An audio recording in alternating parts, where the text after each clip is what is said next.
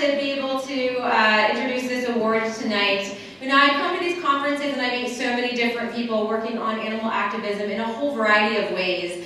And one thing that seems to be pretty consistent is, you know, when you're young, at least for me, and when you interact with kids involved in activism or who love animals, one thing you always hear is, what do you want to be when you grow up? And a lot of people say, oh, I really love animals. I'd love to be a veterinarian. And I know I said that when I was younger. And then as you age and you go through school and you really start to think about your future, you realize like vet school actually takes a lot more years of school. And you have to be really, really smart. So I crossed that off my list pretty early. But our award winner here tonight, she is one of those really, really smart people. The award winner tonight, she is a practicing veterinarian. She hails all the way from the city of Los Angeles, California. And she has very brilliantly used her career path as a tool to make a difference for animals that extends far beyond her immediate veterinary practice. She's been involved in the animal rights movement for 15 years and came to her first National Animal Rights Conference in 2001. As an undergraduate at UC Berkeley, she first started getting involved in animal campaigning, where she worked to improve the vegan options available at the school's cafeteria, and where she also organized meet-out events. A few years later, she went to the UC Davis School of Veterinary Medicine, and while she was there, she successfully persuaded the school to switch to more ethical practices for hands-on surgical training. And she graduated from vet school in 2005, and she's continued to help raise an important awareness for vet students that they have the right to complete their education without compromising their ethical beliefs regarding animal use in the curriculum. And definitely worth an applause.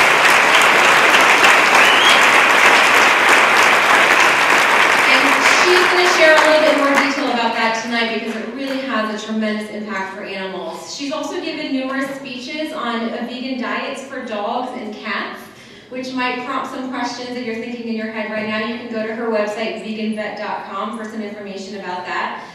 She's volunteered on several veterinary service trips, providing spay-neuter services as well as basic animal care services in low-income communities in the United States as well as abroad.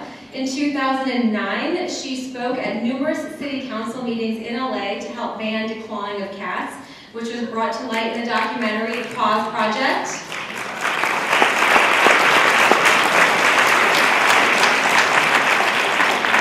She also co-organizes the United Animal Advocates of LA, which does regular vegan outreach, most often through leafleting. She hosts her own internet radio show, which I can't tell you the name of because that will give her away. And you will figure it out when I tell her name. She's also reviewed many undercover investigations of factory farms and slaughterhouses, where she's able to give her expert opinion and commentary that has helped been shared with prosecutors and helped them use to prosecute those who have been guilty of cruelty to animals. Also interesting, what I learned about her recently is she may be the first Zoroastrian who I have ever met. And for those of you who might not be familiar with what that is, Zoroastrianism is the ancient religion of Persia, and it is rooted in 3 primary principles: good thoughts, good words, and good deeds.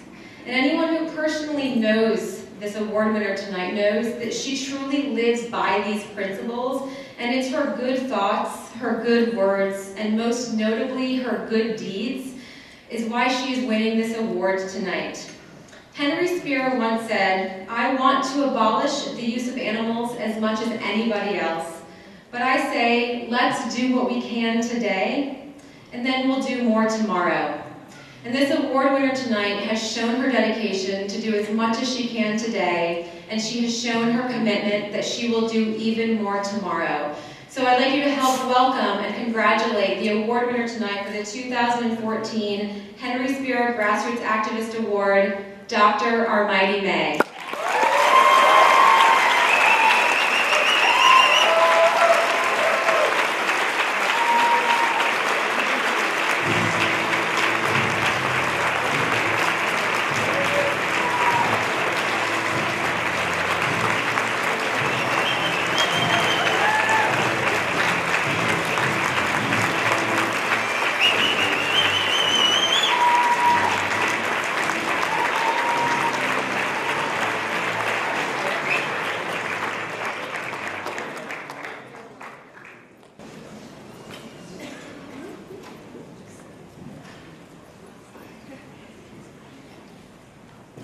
goodness. Wow. Thank you, thank you, thank you. It is truly an amazing honor to be receiving this award tonight. It means so much to me. Words really can't adequately express how much it means to me. I'm really grateful to be sharing this wonderful occasion with all of you kindred spirits who share a vision for a vegan world in which all animals receive the respect that they deserve. I want to thank the farm organizers for putting on this incredible event that has brought people from all corners of the United States as well as Canada and probably some other countries as well to talk about how we can best achieve animal liberation. Being a veterinarian and speaking up for animals have been sources of great satisfaction and meaning in my life, more so than anything else. However, there have been times throughout my career, starting in vet school, when the path has been a lonely one, especially as a vegan veterinarian amongst so many other vets who seem to care about certain animals, yet eat others. I've often been asked why it is that there aren't more vegan veterinarians.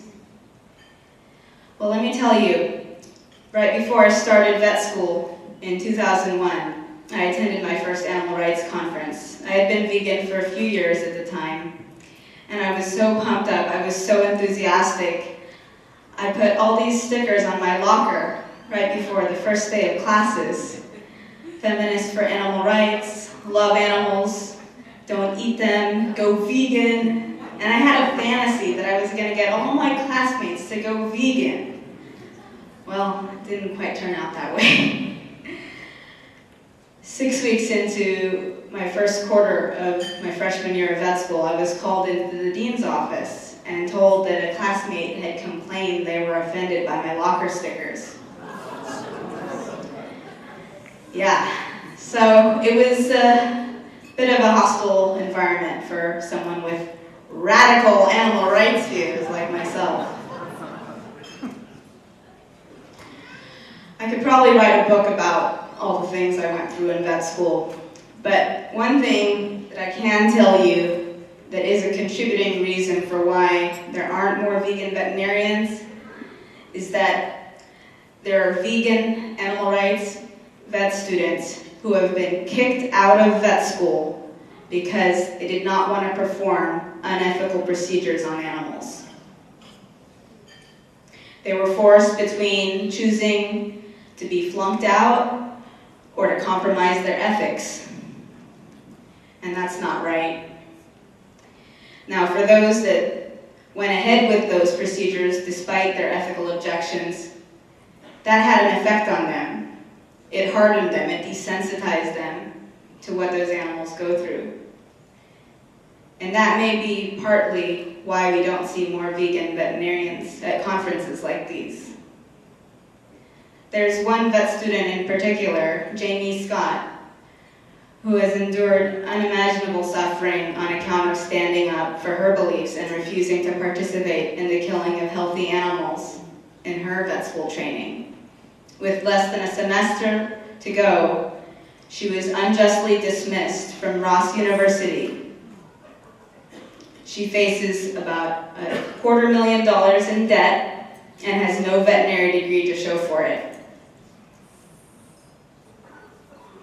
This is not right. We shouldn't let this happen.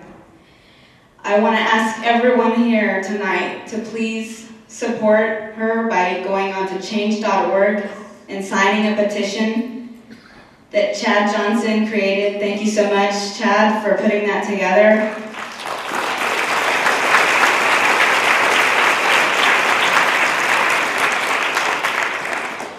Just type in Jamie Scott and Ross University, and please share with your friends and family.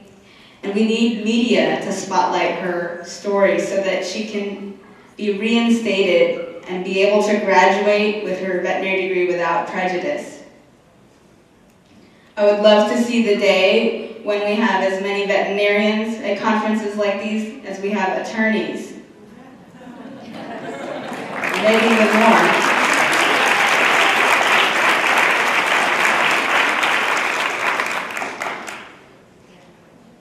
When I was in vet school at UC Davis, there were terminal surgeries being done in which animals were taken from the pound, put under anesthesia, and had procedures done on them that weren't necessary and then were killed at the end. Well, I organized a surgery training experience called a wet lab using what we called ethical source cadavers.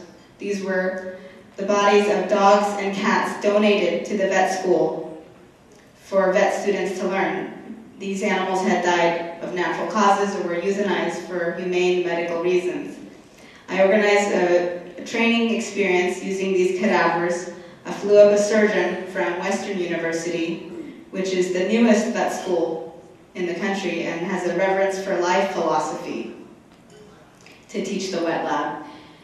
And the following year, they got rid of the terminal surgeries in junior elective small animal surgery curriculum. They ended up replacing that with a rotation during senior year in which students performed surgeries that were actually needed on animals whose guardians were not able to afford the regular price. So it was a win-win.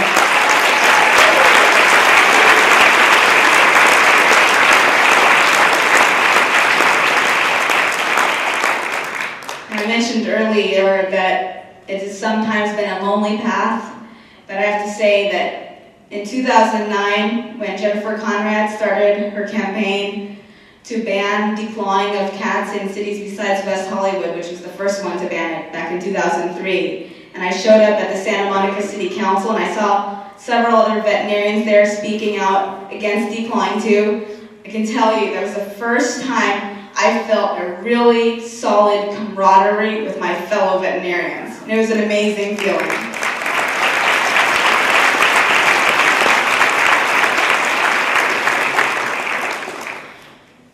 Thanks to her efforts, we were able to get declawing banned in 8 cities in California. Of course, there's much work to be done.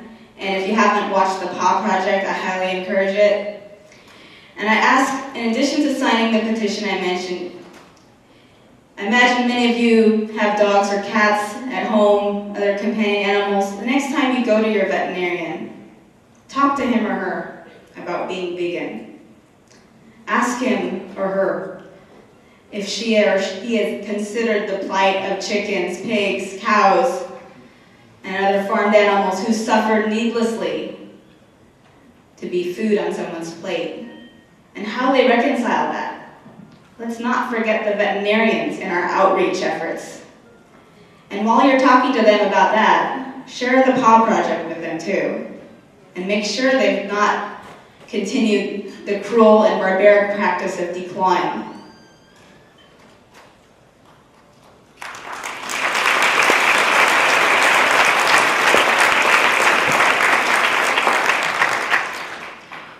Thank you to everyone in this room who is a voice for the voiceless. We need each and every one of you to continue this important work. It's a long journey, but the arc of history is ragged and eventually it bends towards justice, in the words of Martin Luther King. So keep up the good fight. And I also want to thank Jack Norris from Vegan Outreach. You were a big inspiration to me when I was at UC Berkeley as an undergrad, when I discovered Vegan Outreach, which is an amazing organization. It really gave me a lot of hope, and I can't say enough good things about what you guys are up to. So please keep that up, and Viva la Vegan!